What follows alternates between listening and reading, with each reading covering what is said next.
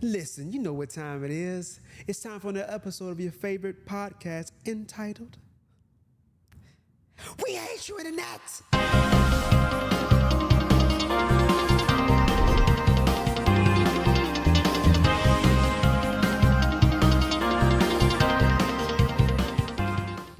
All right, gather around once again. We in this thing, man. It's another episode of We Hate Your Internet. It's a podcast designed to bring awareness on the problematic effects of the internet on our lives, as well as celebrate the beautiful simplicity of our humanity, okay? I'm your host, I'm Wilford Hamilton. And for this episode, like I said, I said I was going to kind of forego some of the thanks, even though I am grateful. I'm definitely grateful for all those who have supported. But we're going to jump right into the content for today. Today, we want to talk about people you're doing too much. That's the title. You're doing too much. You know, that's a term people use to just describe like people trying to do the most. They doing more than they should. They're taking more on themselves than they should. You know, and I think that's one of those things that has really been ramped up in the social media era.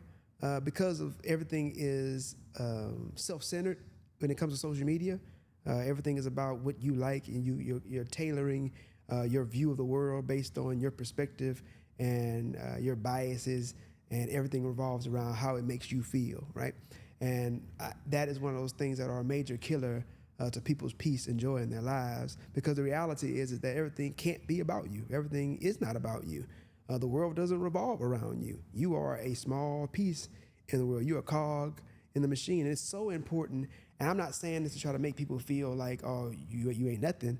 But it's so important that you understand that the weight of the gravity of the world is not all on you. That's the other side of that. You know, you're not the center of the universe. You know what I mean? And if you can learn to understand and accept that, you'll find a lot more peace and happiness in your existence on the earth. You know what I mean? And so as I was sitting there thinking, I was like, okay, man, how do I want to kind of approach this? Because there's so many different ways that I can kind of deal with it.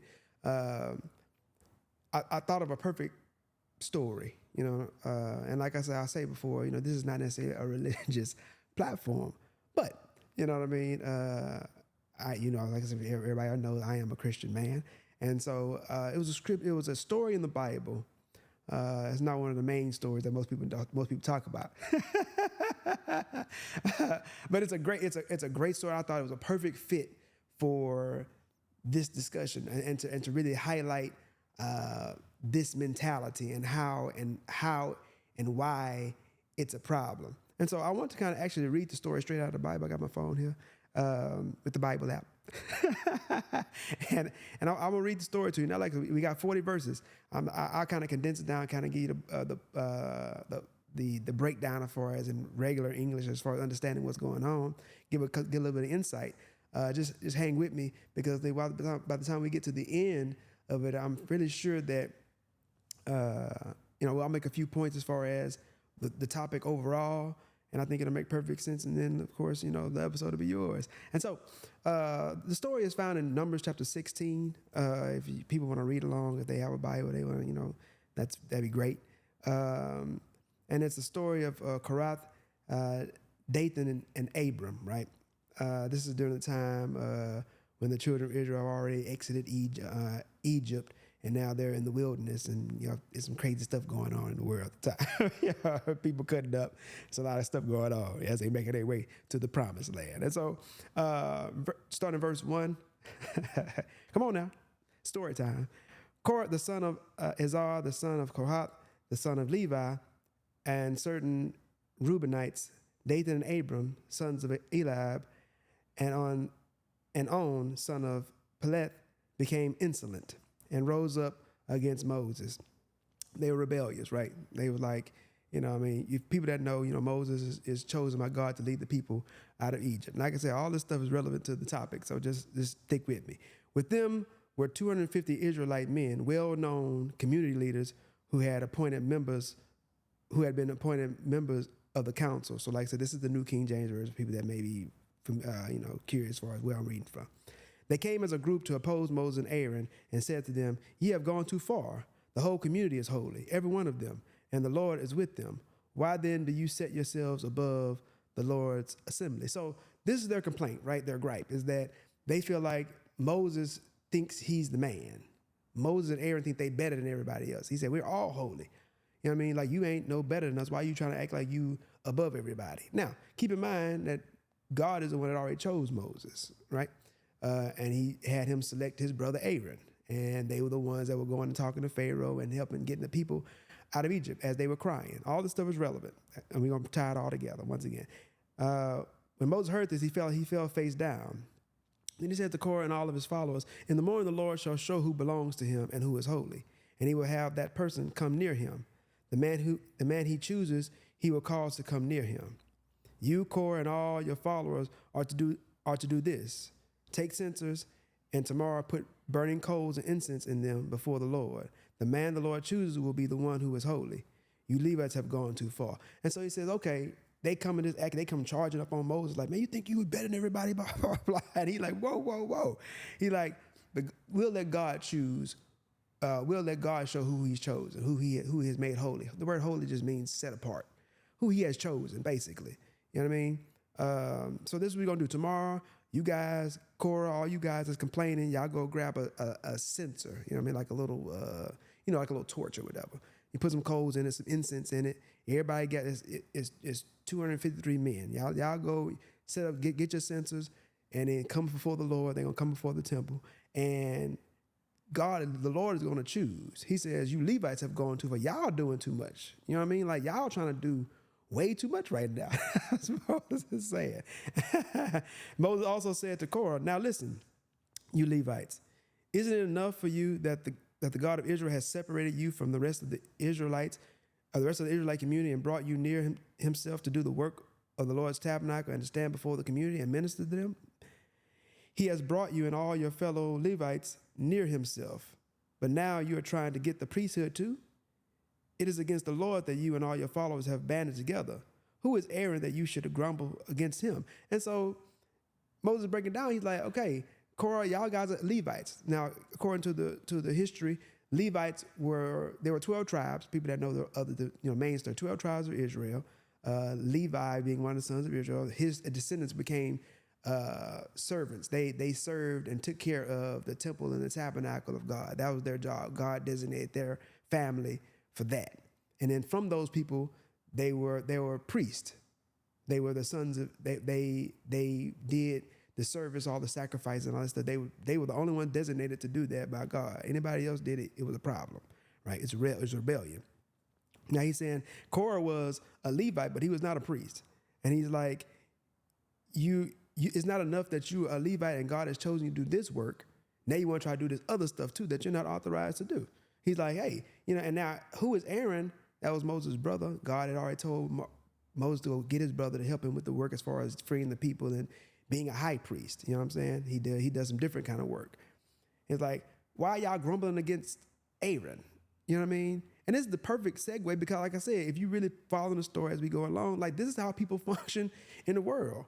You spend all this time looking at other people, focusing on what they're doing, and instead of focusing on what it is that you can do or what it is that you need to be doing your own business, you spend time hating on other people. You know what I'm saying? Like this is a new concept. It's been going on for years. and so this is what Moses and Aaron are dealing with right now. So he says, like, man, you're doing too much. Like, this is not enough for you to do what it is that God has already chosen for you to do. Like, you trying to do some other stuff. Like, dude, chill. Then Moses summoned Dathan and Abiram, the sons of Eliab, but they said, we will not come up. Isn't it enough that you have brought us up out of a land flowing with milk and honey to kill us in the wilderness? And now you also want to lord it over us? Moreover, you haven't brought us into a land flowing with milk and honey or given us inheritance of fields and vineyards. Do you want to treat these men like slaves? No, we would not come up. So he called them so once again, they came up running up on him. They're like, yo, you doing too much. He's like, all right, tomorrow, get the censers. We're going to let God choose. He called Korah. Yo, man, like, you're a Levite. God has already chosen you to do this work in the tabernacle and the temple, right? Like, that's not enough for you? Like, you still tripping. And then he called Dathan and Abiram, like, yo, let's listen, come together, like, let's talk about this. Let's get this thing situated. They like, man, we're not going to come up there. We're not coming up there.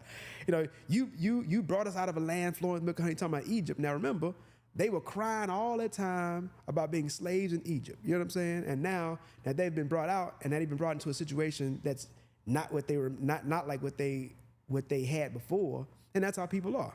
You know what I'm saying? Like, you focus on the negative. Like, all this stuff is relevant. You focus on the negative stuff instead of focusing on the positive. You start rewriting history. And that's what these people are doing. You brought us out this land flowing with milk and honey. That's the way that God described the promised land that they were heading to. Instead, they were ascribing that description to Egypt, the place of bondage they just came from. You're like, you want to make us slaves. You want to be lords over us. We're not coming up there, as they said. Then Moses became very angry and said to the Lord, do not accept their offering. I have not taken so much as a donkey from them, nor have I wronged any of them.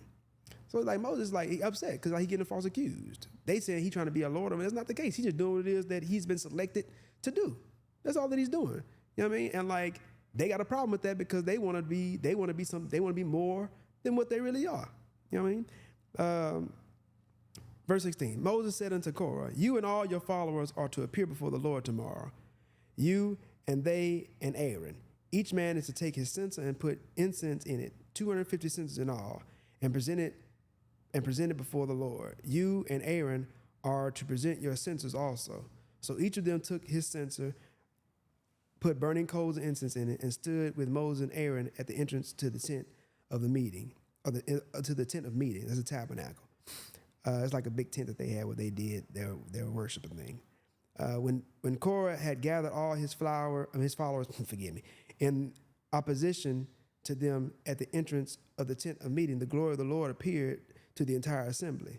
And the Lord said to Moses and to Aaron, separate yourselves from this assembly so that I can put an end to them at once. So now God has showed up on the scene. You know what I'm saying? Some of these people listening may not be religious people, whatever, but you got to follow the story and understand what's going on. There is a greater power that has shown up on the scene. And he's like, I'm finna set this situation straight. You know what I'm saying? And but Moses and Aaron fell face down and cried, "Oh God, the God who gives breath to all living things, will you be angry with the entire assembly when only one man sins?" Then the Lord said to Moses, "Say to the assembly, move away from the tents of Korah, Dathan, and Abram." Moses got up and went to Dathan and Abram, and the elders of Israel followed him. And he warned the assembly, "Move back from the tents of these wicked men. Do not touch anything belonging to them, or you'll be swept away because of all of their sins." So they moved away from the tents of Korah, Dathan, and Abram. Dathan and Abram had come out and were standing with their wives, children, and little ones at the entrance of their tents. And so God is upset. He's like, "Hey, man, separate yourselves from these people." And God is very, very angry. And he's like, "Okay, well, listen, should everybody die?" Moses is like, "Should everybody die?" He panicking. "Should everybody die because one person sinned?" He's like, "Hey, listen, tell everybody to get away from the tents of Korah, Dathan, and Abram." So then he goes to the assembly, to the people, to the rest of the people. He says, "Hey, everybody get your stuff and get away from Korah, Dathan, and Abram." You know what I mean? God has already said it. And all while this is happening, Korah, Dathan, and Abram, their wives, their children, they're standing in the front of their tent, like in kind of like their front door. They just sitting there like, you know, watching everybody move their stuff. You know what I'm saying? Like, man, what they think they doing? And lip turned up. You know how it is. Then Moses said, "This is how you will know that the Lord has sent me to do all these things, and that it was not my idea. If these men die a natural death and suffer the fate of all mankind, then the Lord has not sent me. But if the Lord bring about something totally new, and the earth opens its mouth and swallows them with everything that belongs to them, and they go down alive into the realm of the dead, then you will know that these men have treated the Lord with contempt." So Moses breaking down, he's like, "This is how you gonna know that all the stuff that I've been doing is not because I was just my idea I came up with. It was cute because I think I'm somebody. Like, it was because I was chosen to do this. If these men in these tents and these family, if they die regular death, they die old on their deathbed, nothing happened, then you know that I wasn't sent. But if something like out of the ordinary happens, extraordinary happens, And he gives a specific thing. If the earth opens up and they fall in alive until, they die and they're swallowed up by the earth, then you know that it wasn't my idea. God chose me for this. You know what I'm saying? Stay with me now. This is important. Because we almost wrap this up. Verse 31, as soon as he finished saying all this, the ground under them split apart, and the earth opened its mouth and swallowed them and their households and all those associated with Korah together with their possessions. They went down alive into the realm of the dead, with everything they owned. The earth closed over them, and they perished and were gone from the community. At their cries, all the Israelites around them fled, shouting, the earth is going to swallow us too. And so God answered, unfortunately, and the earth opened up, and they all fell inside. Dathan, Abram, Korah, their family, their children, their tents, all the stuff that belonged to them, it all was swallowed up by the earth. And, the people saw and they screamed like, man, get out of here, man, for we fall into. Verse 35, and fire came out from the Lord, that's from heaven, and consumed the 250 men who were offering the incense. So the people that came, that's what they always talking about. Like, God is going to choose. He's going to show who it is that's holy, who it is that has been chosen. This is what's happening. Now, fire has come down from heaven. It's consumed or it's burnt up 250 men that were not chosen. The elders, the one that were renowned, that were well respected in the community, but they were trying to do too much. They got. The Lord said to Moses, tell Eleazar, son of Aaron, the priest, to remove the censers from the charred remains and scatter the coals some distance away, for the censers are holy. The censers of the men who sinned at the cost of their lives, hammer the censers into sheets to overlay the altar, for they were presented before the Lord and have become holy. Let them be a sign to the Israelites. So Eleazar the priest collected the bronze censers brought by those who had been burned to death, and he had them hammered out to overlay the altar, as the Lord directed him through Moses. This is to remind the Israelites that no one except a descendant of Aaron should come to burn incense before the Lord, or he would become like Korah and his followers. And so 40 verses, that's going to conclude our reading, the story time for today. Now I'm gonna finish. I guess I can finish explaining exactly for the people who may have missed what happened at the end. Eleazar is Aaron's son. He's a priest, and he told him, go and grab all the censers that had been charred by the fire that's from heaven. God said, these are holy now. They've been set apart. They're special. He said they're to be flattened out by a smith, made into like take from being censers and transform into like thin sheets, and then lay them over the altar. That's what the place where the sacrifices are made.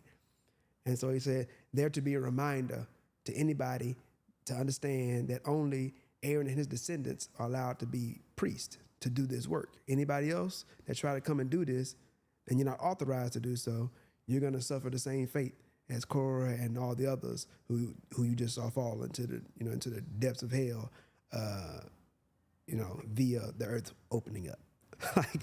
and it became a thing that was people to remember for the rest of their generations. And so when you look at this, I thought this story was great, and I'm gonna make the applications, and we're going to give the episode to you.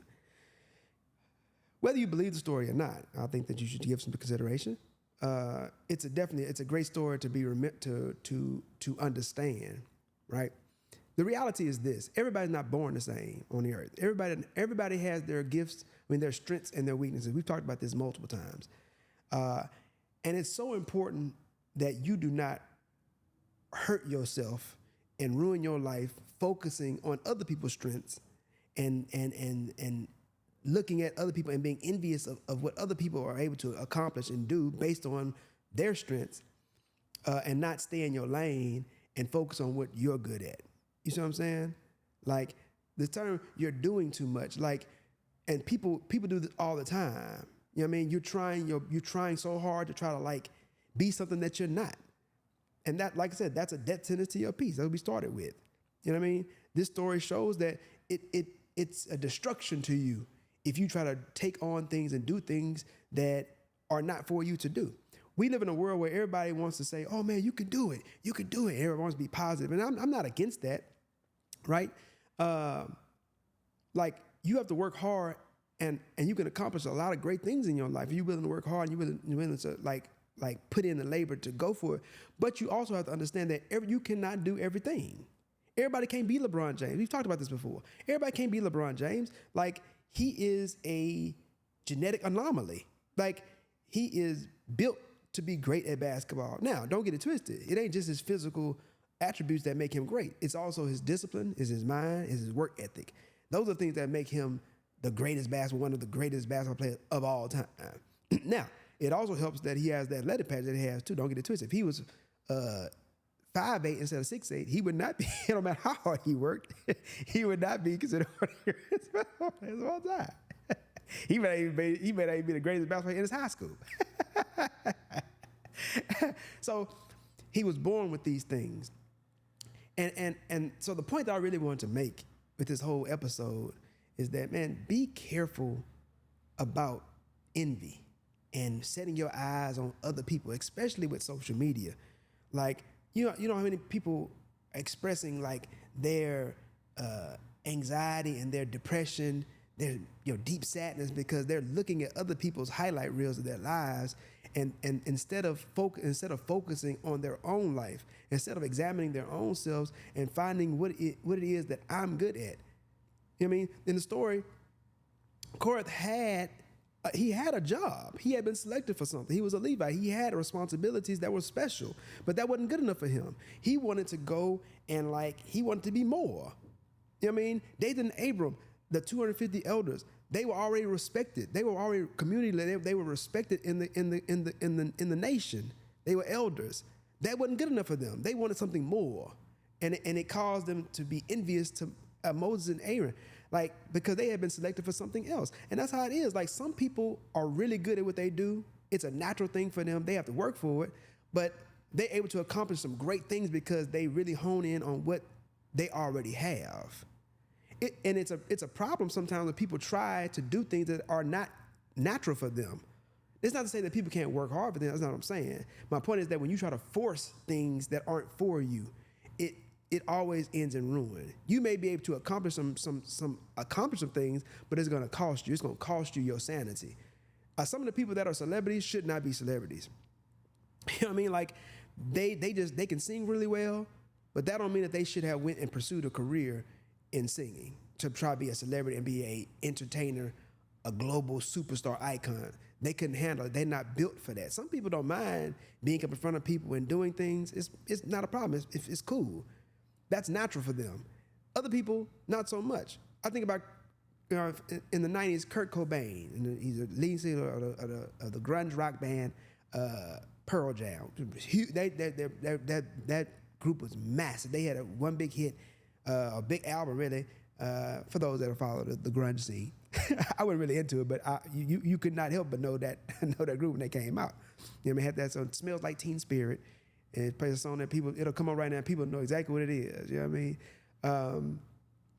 But he's super talented.